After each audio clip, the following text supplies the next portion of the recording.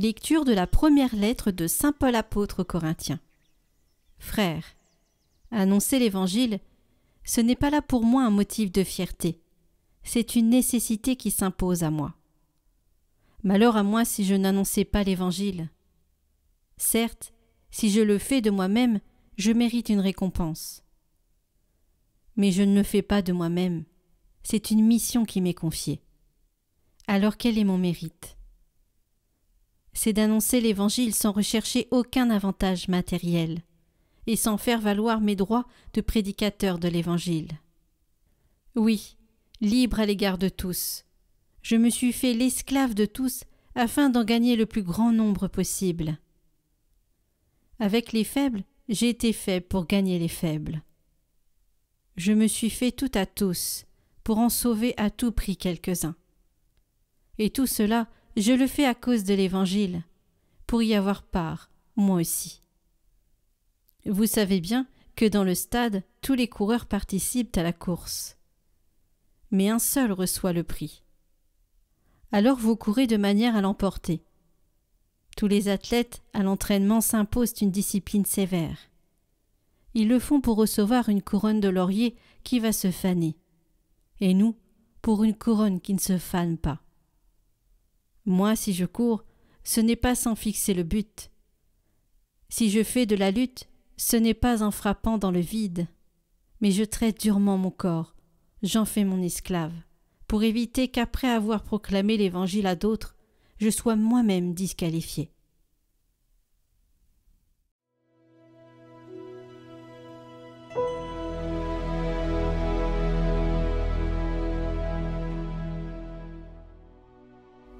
De quel amour sont aimées tes demeures, Seigneur de l'univers.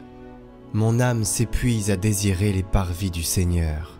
Mon cœur et ma chair sont un cri vers le Dieu vivant. L'oiseau lui-même s'est trouvé une maison, et l'hirondelle un nid pour abriter sa couvée. Tes autels, Seigneur de l'univers, mon roi et mon Dieu. Heureux les habitants de ta maison, ils pourront te chanter encore. Heureux les hommes dont tu es la force, des chemins s'ouvrent dans leur cœur. Le Seigneur Dieu est un soleil, il est un bouclier. Le Seigneur donne la grâce, il donne la gloire, jamais il ne refuse le bonheur à ceux qui vont sans reproche.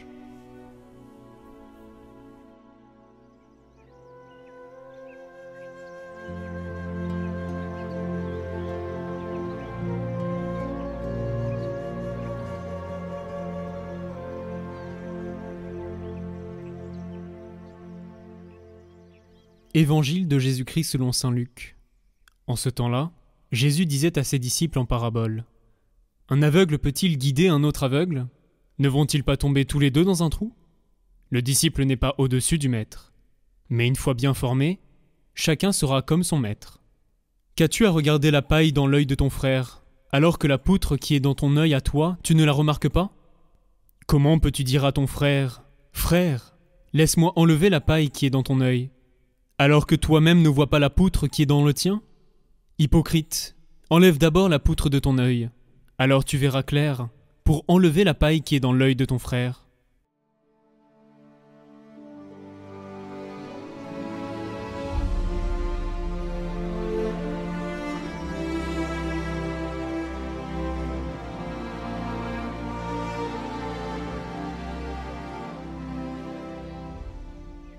Le passage de l'Évangile d'aujourd'hui présente de brèves paraboles, avec lesquelles Jésus veut indiquer à ses disciples la voie à suivre pour vivre avec sagesse.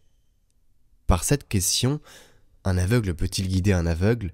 Il veut souligner qu'un guide ne peut pas être aveugle, mais doit bien voir, c'est-à-dire qu'il doit posséder la sagesse pour guider avec sagesse.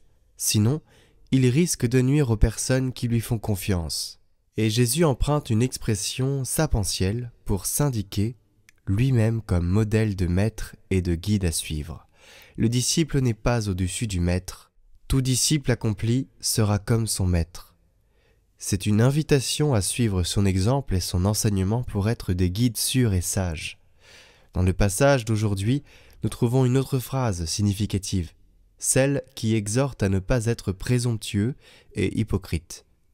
Elle dit ainsi: qu'as-tu à regarder la paille qui est dans l'œil de ton frère, et la poutre qui est dans ton œil à toi, tu ne la remarques pas? Bien souvent, nous le savons tous, il est plus facile, ou plus commode, d'apercevoir et de condamner les défauts et les péchés d'autrui sans réussir à voir les nôtres avec autant de lucidité. Nous devons en être conscients, et avant de condamner les autres, nous devons nous regarder nous-mêmes. Nous pouvons ainsi agir de manière crédible, avec humilité, en témoignant la charité.